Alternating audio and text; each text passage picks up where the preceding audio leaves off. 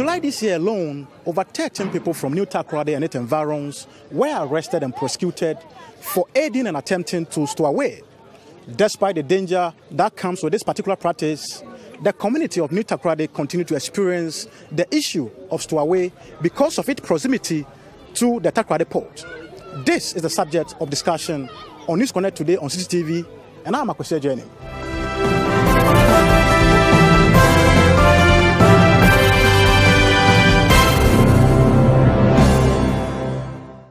What does stowaway mean to you?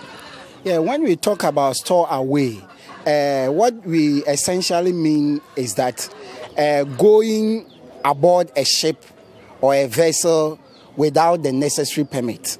That is the meaning of stowaway. As a resident of New Takoradi, is it a common word? Is it a common practice here in New Takoradi? The location of New Takoradi is very close to the Takoradi Harbour, and that makes it an easy target for people to use this place as the place to make their trip or to embark on stowaway.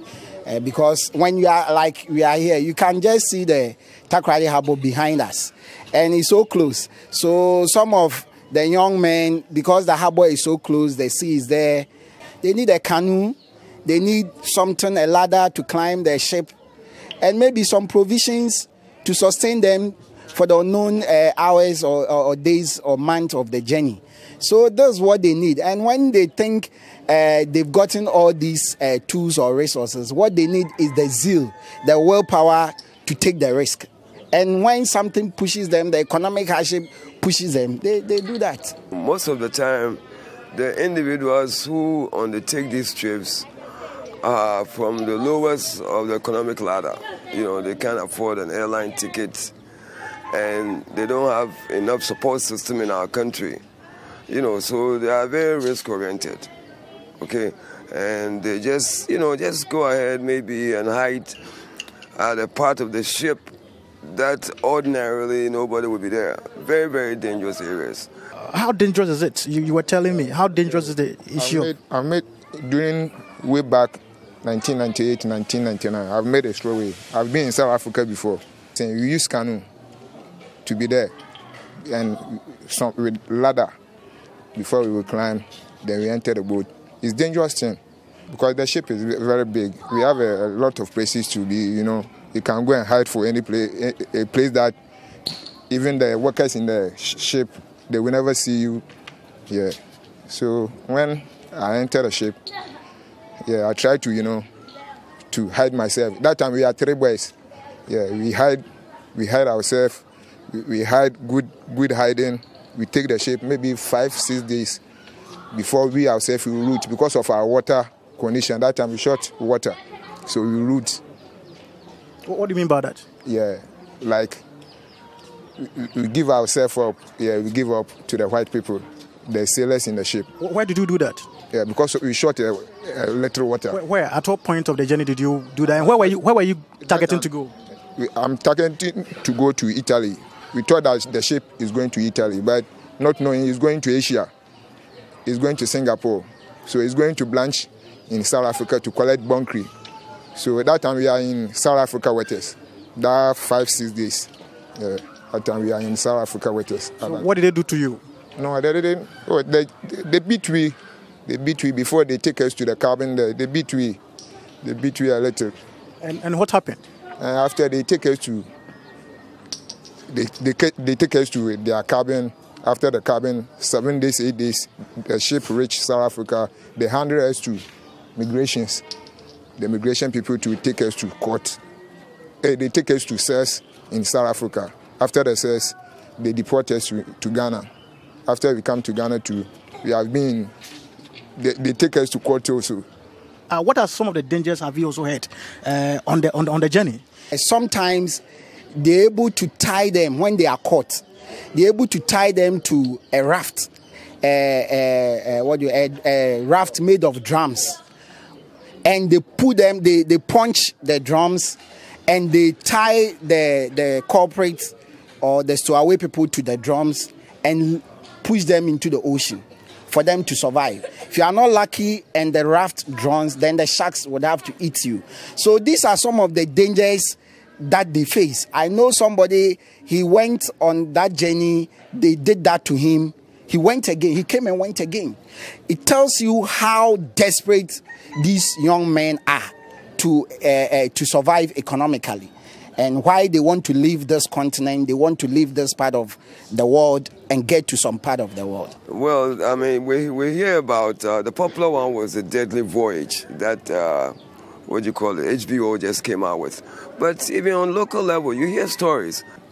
Most of the time, there's been some disappearances.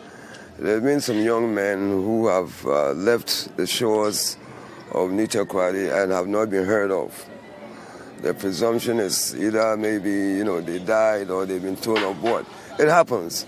What are the push factors? Why do you still see people going and back on this journey, even though there's so much danger out there? We have something we call the demonstrative effect of migration, where you see people who have stored away. They were not well to do, they were not well educated, they wouldn't have ordinarily fit into the mainstream economy in society.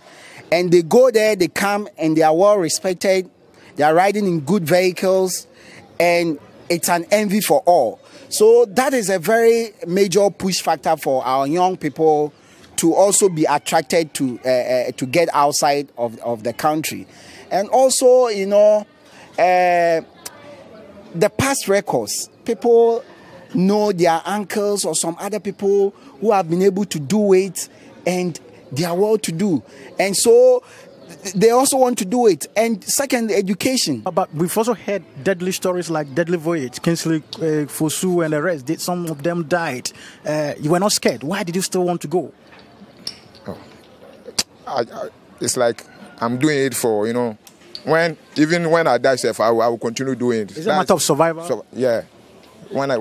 Sometimes, it gives me encouragement to be in there. Is it to take care of it? Is it because you don't have work to do here? Yeah, because of the work. I don't have no work to do. Because right now in Ghana, if you are not well educated somewhere, you can never get a good job to do. We hope the government will also look at the young men from coastal communities.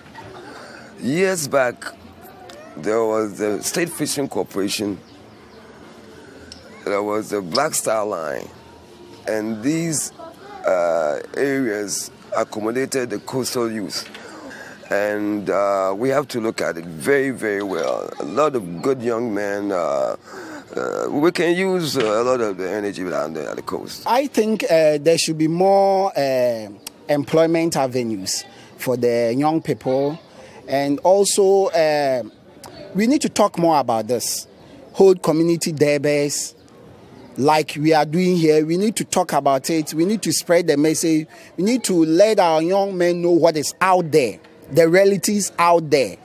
We can even go to some places like the Bronx in New York, some of the ghetto areas in Spain, and bring pictures to them to let them know that it's not all that beautiful. Do you think if the hardship continues as it is now, people will continue to embark on stowaway? If the hardship is continuing, they will continue to, So what we want the government to do for our coastal areas, even in our New Takoradi here, to create a job for we.